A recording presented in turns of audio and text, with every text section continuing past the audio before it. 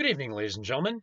Welcome to the only YouTube channel that never has, and I promise you never will, pull any punches. First off, please try to ignore my hair. I am not a Russian agent, nor a Russian mobster, and I did not escape an asylum. Just as a side note, never let your younger brother give you a haircut with a Flowbee. So in light of my somewhat unusual appearance, I'm going to try to keep today's content focused mainly on positive news and just funny stuff. Here we go. Speaking of funny stuff, I just couldn't do a video like this without bringing up Trump's new campaign ads against Biden.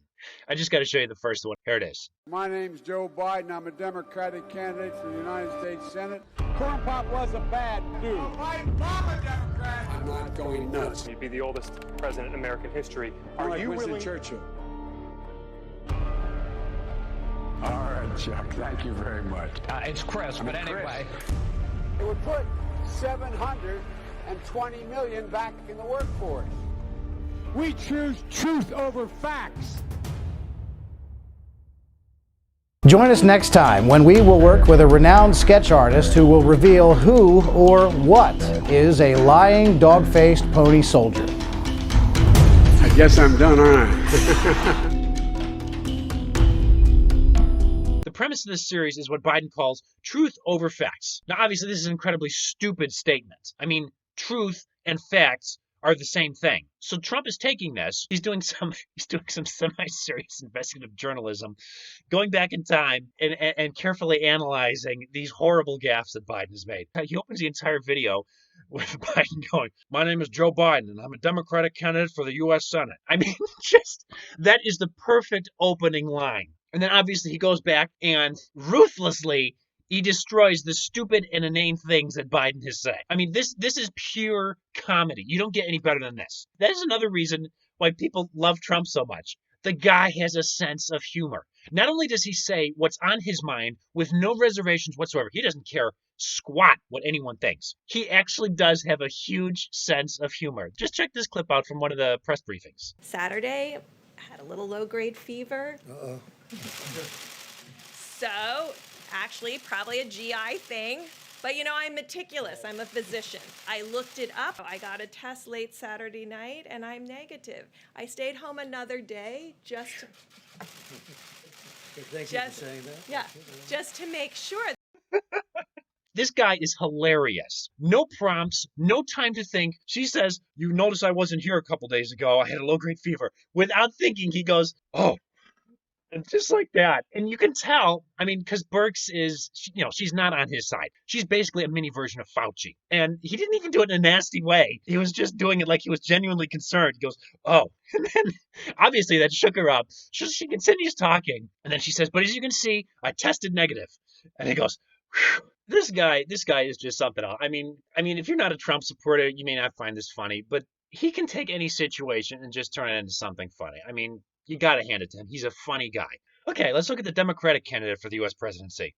Joe Biden. His strategy here is simple. He's trying to imitate Trump. He's trying to come up with nicknames, monikers, whatever, for Trump to make him look stupid. Now, this is from a guy who, in the 21st century, put the word malarkey in a presidential campaign ad. That's his slogan. So he came up with this name, President Tweety. Yeah, I mean, it's demeaning. But the thing is, it's not really funny because, A, there's nothing out in the real world that anybody recognizes about it. It would be something like calling him Kim Jong-Trump. It's extremely childish. I mean, if he could have used the word tweet in some other way that didn't use the word Tweety, like a Tweety bird, I mean, it sounds extremely weak and pathetic.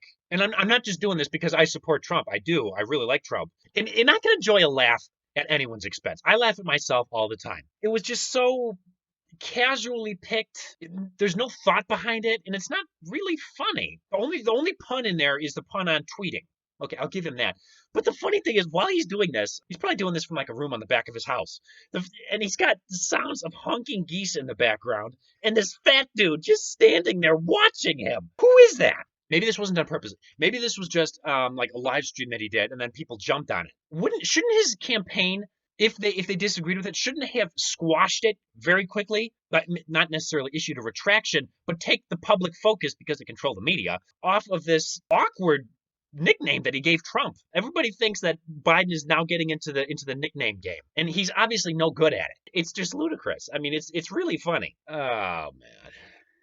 Okay, that was the fun part. Now comes the good news. There is good news from various corners of the country, and people are completely over the fear. Governors are slowly relinquishing their power inch by inch, and they're letting people get back to their normal lives. For instance, take this article. Officials with the suburban Milwaukee health departments on Tuesday, May 19th, announced all remaining businesses in the 18 suburban municipalities may reopen Friday, May 22 if they choose to, moving to the next phase of their reopening plans with order number 1. Absolutely fantastic news. They can't give people their rights back immediately, but at least they are moving. The state Supreme Court in Wisconsin struck it down as being unenforceable. More good news. Look at this graph from worldometers.com. And I noticed in a previous video, numbers here are obviously being massaged. No pandemic has these ups and downs.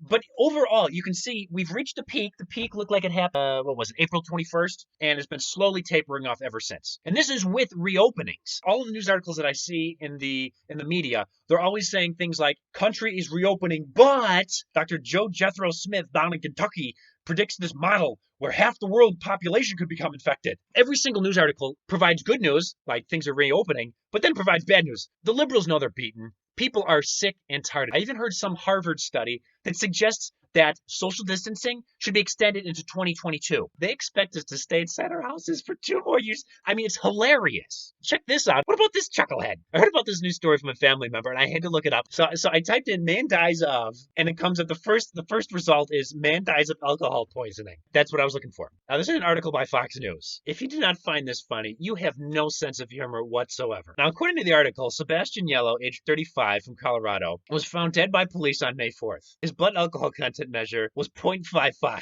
The legal limit in the state is 0.08. I don't know if this guy broke into the local brewery and stole stuff and then got caught by the police and drank all of it to hide the evidence. His BAC was 0.55. He got drunk 7 times. Before Devers, who I assume was a coroner, signed the death certificate, Colorado health officials reportedly characterized Yellow's death as being due to COVID-19. This guy, you could literally take a lighter and he could be like those circus performers with...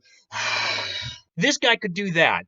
It was reported as COVID-19. A guy with a BAC of 0.55, which is almost unheard of. He dies, and they classify it as coronavirus. Devers says, quote, "It wasn't COVID, it was alcohol toxicity. Yes, he did have COVID, but that is not what took his life." This is just one of the guys that have been reported. Imagine how much is happening across the country that you don't know about. It actually makes me feel better because it tells me that the numbers are not that bad. Not that many people have died from this thing. This is not the plague. It's not going to kill millions. It's the frickin' flu. Ladies and gentlemen, if you liked the different content today, please like, share, and subscribe. Today, I know, was not my typical presentation. Today was just good news and fun stuff. I know I get depressed sometimes thinking about what's going on. But once I see Trump's ads about Biden's attempts at trying to copy Trump, I really have no fear anymore. Trump will win. Sure, he's got his flaws. But in general, he's a God-fearing guy who loves his country. He's pro-family, pro-religion, successful, and that's my final bit of good news. You couldn't hurt my feelings if you tried, so if you want to leave some funny comments down below about my hair or anything else, feel free to do so.